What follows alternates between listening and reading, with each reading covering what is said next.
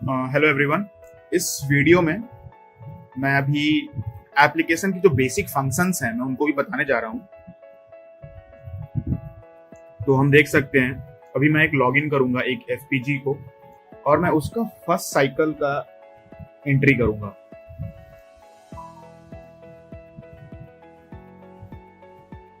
Login होने के बाद हम देख सकते हैं उस डिस्ट्रिक्ट का नाम, उस ब्लॉक का नाम, फिर जो यूजर आईडी है वो डिस्प्ले हो जाएगा।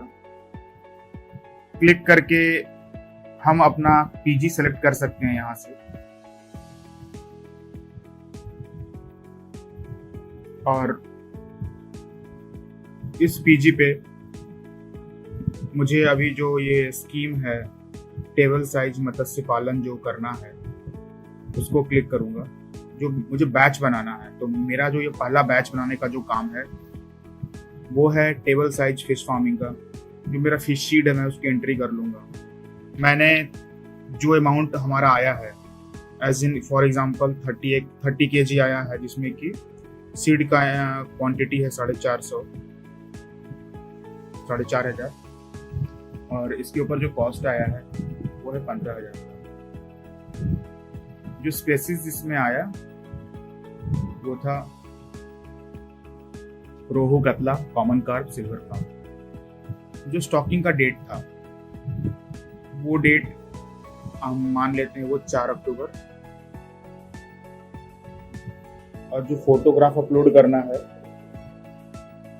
उसमें फोटो क्लिक करके यहाँ पर मैं एक ब्लैक फोटो क्लिक कर रहा हूँ, अपलोड कर देना है। फिर ये बैच बन गया। बैच बन जाने के बाद आप फिर से बैच नहीं बना सकते जब तक आपका प्रॉफिट डिस्ट्रीब्यूशन नहीं होता है, आप बैच नहीं बना सकते। अब जो सेकंड स्टेप है मत्स्य पालन पर लागत, इट मीन टू से जो एक्सपेंडिचर आपका है। अभी जो मैंने 15,000 का जो सीड परचेज किया था वो कॉस्ट यहाँ बुक हो रहा है, 15,000 कुल खर्च। अब हम आते हैं एक्सपेंडिचर को बुक करने के लिए। तो मान लीजिए फर्स्ट साइकिल है तो कुछ तालाब का जो प्रिपरेशन हुआ, पॉइंट प्रिपरेशन हुआ, उस पर भी कॉस्ट आया है। तो एक बार हुआ है, वन टाइम वन संख्या कर दिए।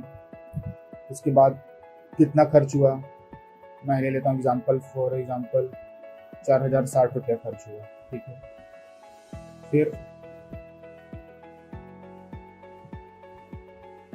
ये जो डेट होगा, क्योंकि जो प्रिपरेशन का काम होता है वो स्टॉकिंग के पहले हो जाता है, लेकिन इस एप्लीकेशन में जो डेट होगा वो हम लोग डेट ऑफ स्टॉकिंग को बुक करेंगे, क्योंकि उससे कम जो उसके पहले का डेट हम लोग कैप्चर नहीं कर सकते।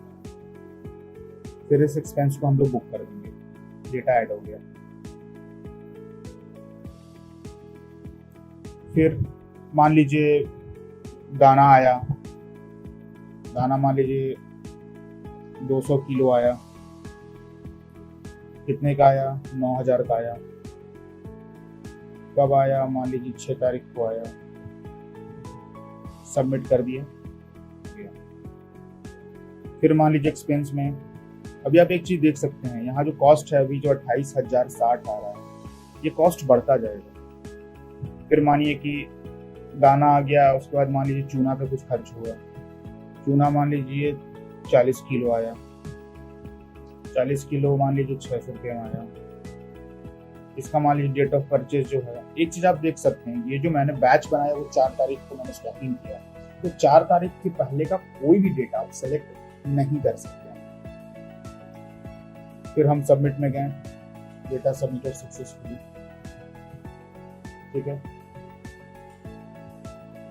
फिर मान लीजिए कोई अदर एक्सपेंस है, मान लीजिए बिजली का बिल आया, 200 यूनिट आया।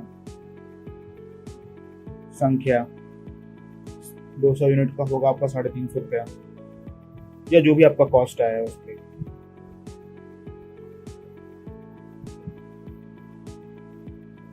उसको हम लोग बुक कर देंगे। अभी देखिए जो 28,000 का जो अमाउंट आ रहा था वो अभी 29,010 रुपये हो चुका है। अभी मान लीजिए आपके यहाँ इंटीग्रेटेड फार्मिंग है तो बत्तख का चूजा खरीदा गया।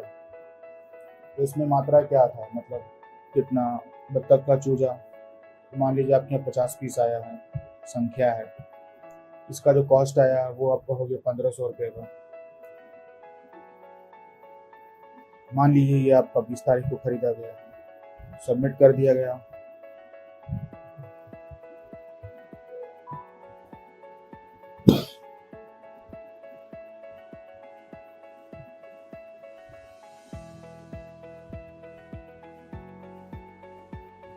फिर इसके बाद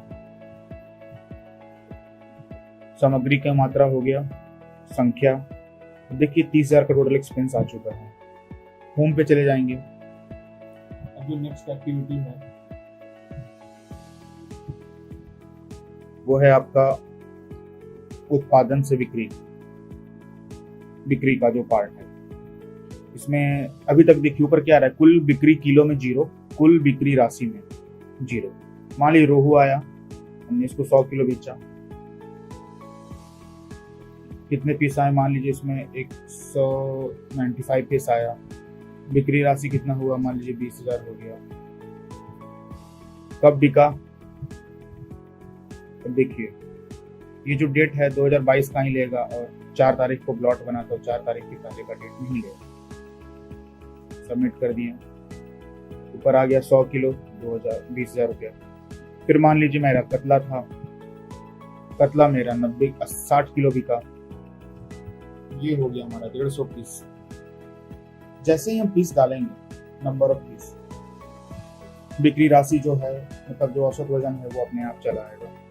इसका बिक्री राशि हम लोग रिकॉर्ड कर लेते हैं। मान लीजिए ये 60 किलो बिका 16,000 में,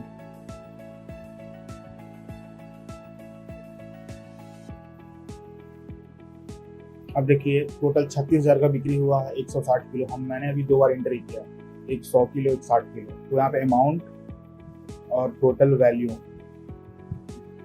वो ऐड होते जाता है।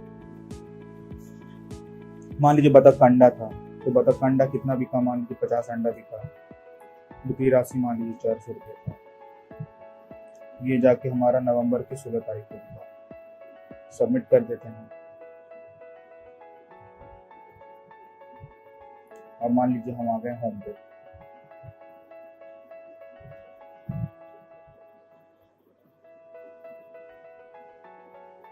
बतख का जो अंडा में डाला था उसका यहाँ पे अमाउंट ऐड नहीं हुआ, 160 में अमाउंट ऐड नहीं हुआ है, बट कुल बिक्री में 400 रुपये वैल्यू ऐड हो गया।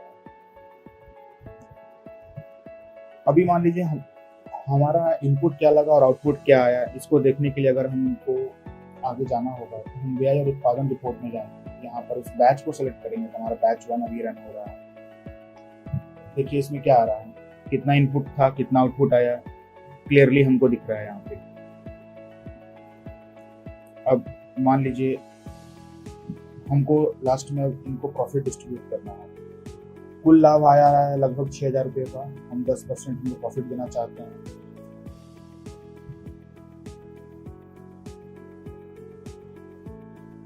उदाहरण के तौर पे मैंने 4 दीदियों को सिलेक्ट किया, आप और भी कर सकते हैं।